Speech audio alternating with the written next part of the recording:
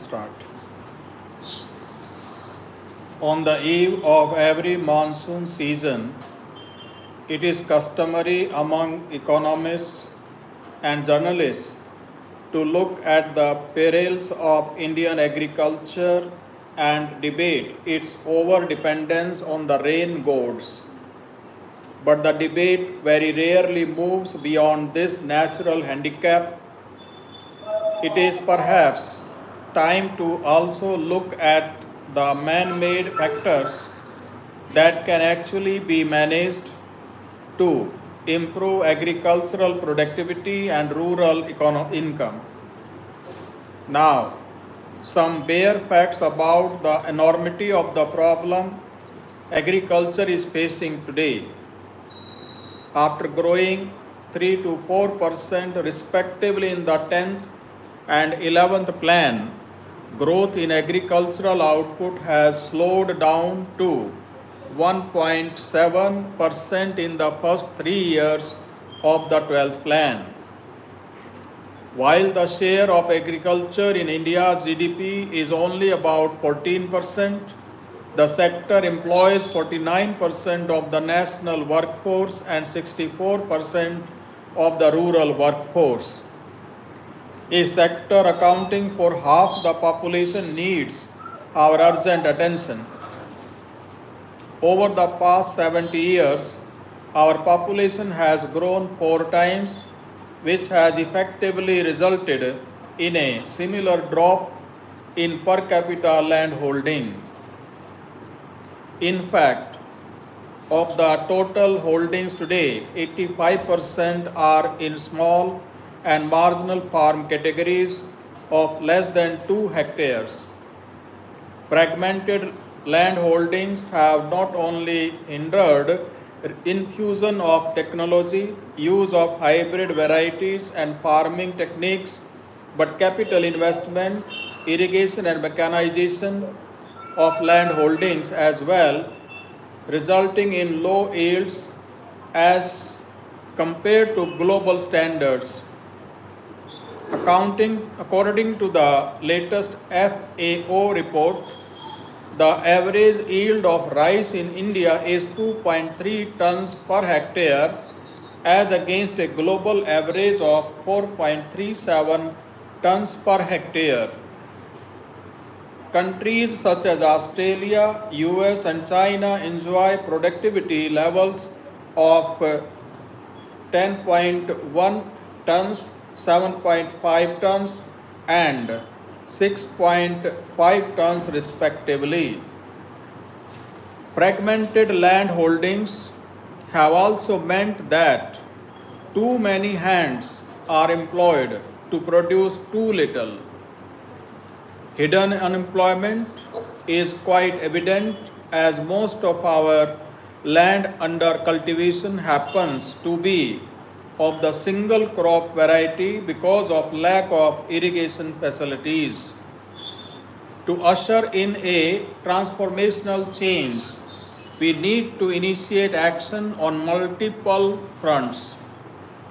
Crop diversification, multiple cropping, and introduction of high-value crops needs to be backed by a significant step up in investment in research and irrigation. Technology upgrade, introduction of high-yielding varieties, and investment in post-harvest storage and processing will also be critical to improve realization for farmers.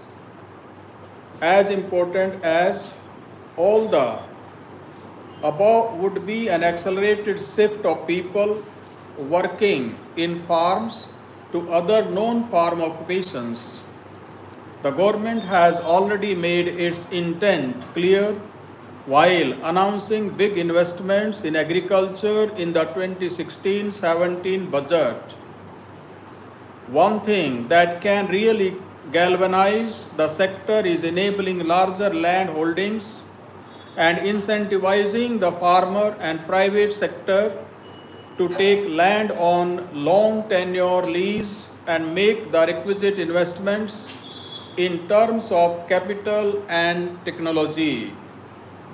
The private sector is better placed to improve yield through research, modern irrigation methods, introduction of high-yielding varieties, and appropriate crop rotations to increase soil productivity. Enhanced productivity and cost efficiency will reflect in increased farm incomes.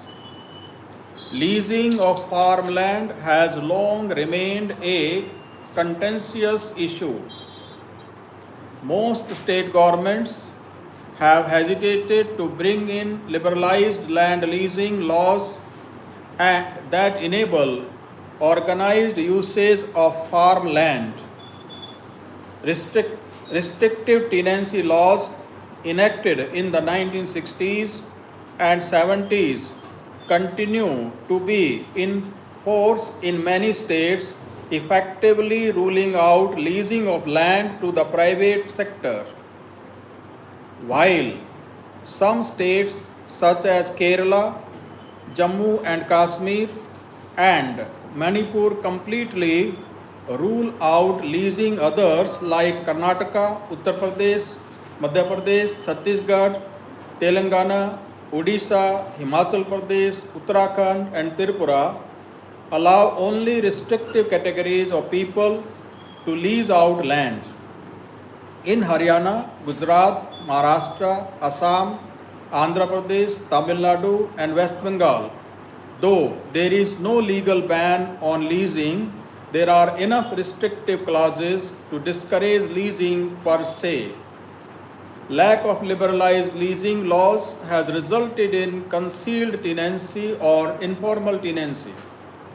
Such tenancies restrict investment in land improvement and irrigation because of the inherent overhang of uncertainty. The other problem informal tenants face is lack of access to institutional credit and insurance. Worst of all, in view of the legal restrictions, many landowners prefer to keep their land fallow due to fear of losing their ownership rights. In the past few decades, even socialist countries such as China and Vietnam have liberalized agricultural land leasing with significant impact on growth and equity. There is no reason for India to be hesitant. The need of the hour is a liberalized land leasing law that not only ensures complete security of ownership rights for landowners and no tenancy rights for leases with a provision of automatic resumption of land to the lessor after the expiry of the lease period.